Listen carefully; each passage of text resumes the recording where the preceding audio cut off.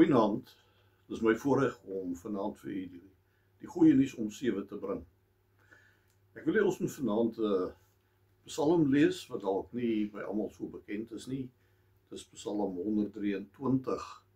Ek lees die Psalm uit die 1983 vertaling. 'n Pelgrimslied.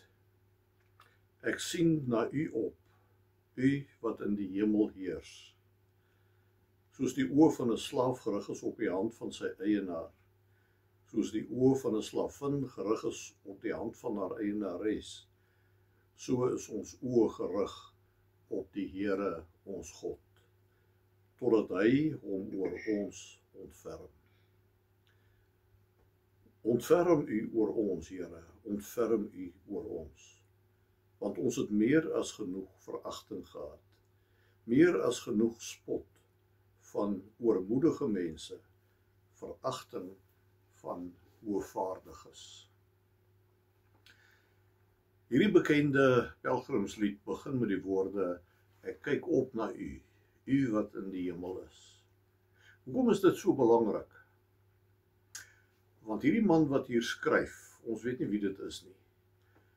Hy het spot en veragting en minagting verduur van mense rondom hom. Wat presies die omstandighede was, weet ons nie. Maar ons kan ons goed indink dat hy te doen gehad het met mense wat daarvan gehou het om hom te verkleineer, om hom te kritiseer, om hom sulke fyn steekies te gee wat seermaak, sulke beledigings. Ons kry dit vandag nog. U het waarskynlik in die eie lewe iets daarvan ervaar. Dink gou 'n bietjie terug of jy aan sulke insidente kan dink. Almal van ons het op 'n stadium in ons lewe te doen gehad met mense wat jou so bietjie afgedruk het. So bietjie op 'n minderwaardige manier hanteer het. Wat doen 'n mens gewoonlik in sulke omstandighede? Jy fokus op daai mense wat jou kwaad aangedoen het. In jou gedagtes bly jy met hulle besig. En wat gebeur? Jy bou 'n wrevel in jouself op. Jy begin hulle haat, jy begin hulle verag. En die oomblik as dit gebeur, dan word jy 'n haatdraande mens. En 'n haatdraande mens is iemand wat negatief is in sy binneste. En die Here wil nie hê sy kinders moet so leef nie. En dit is die groot gevaar wanneer jy fokus op die mense om jou. Jy bly met hulle besig. Jy laat toe dat hulle negatiewe optrede op jou inwerk en van jou ook 'n negatiewe mens maak. En nou kom hierdie psalmdigter en hy sê nee, ek doen dit nie. Dis nie wat ek doen nie. Maak nie saak wat hulle aan my doen nie. Ek gaan nie op hulle fokus nie. En dan skryf hy hierdie psalm en hy begin hierdie psalm met die woorde: Here, ek kyk op na u, u wat in die hemel woon. Kan jy sien waar is sy fokus? Op die Here. En wanneer mens op die Here fokus, dan het jy te doen met die God van goedheid en genade, die God van getrouheid, die God van liefde. En daai eienskappe van God vul jou lewe. En jy word 'n mens vol liefde en 'n positiewe mens. Kyk na die beeld wat hy hier gebruik. Hy sê, dis soos 'n slaaf wat sy oë rig op die hand van sy eienaar, of 'n slavin wat haar oë rig op die hand van haar eienares. Nou dink jy in die situasie van, hier is 'n slawe-eienaar en hy het 'n klompie slawe. Hierdie slawe kyk na hierdie man se hand, hierdie eienaar se hand. Want dit is twee redes kom dit belangrik is. Die een is, met hierdie hand gee die man opdragte. Hy wys vir hulle wat hulle moet doen en wat hulle nie moet doen nie. En hierdie man, hierdie slaaf wat nou opkyk na die hand van sy eienaar, het 'n begeerte om te doen wat sy eienaar vir hom sê om te doen. Hy wil met ander woorde 'n gehoorsame mens wees wat 'n gehoorsame lewe lei.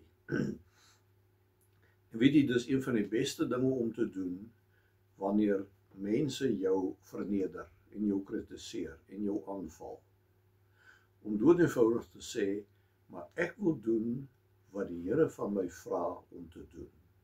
En die vraag wat mens dan vra is, hoe wil die Here hê moet ek reageer op al hierdie aanvalle? Wat is die Bybelse manier om dit te hanteer? As mens daai vraag vra, dan kyk jy op na die hand van jou eienaar, want hy gaan vir jou die regte antwoorde gee. En jy word 'n gehoorsame mens. En die aand kan jy gaan slaap en jy kan vir jouself sê, die mense het my weer verneder en gekritiseer, maar ek het gehoorsaam gebly aan die Here. Ek het na die beste van my vermoë probeer om dit te hanteer, soos wat die Here wil hê ek dit moet hanteer.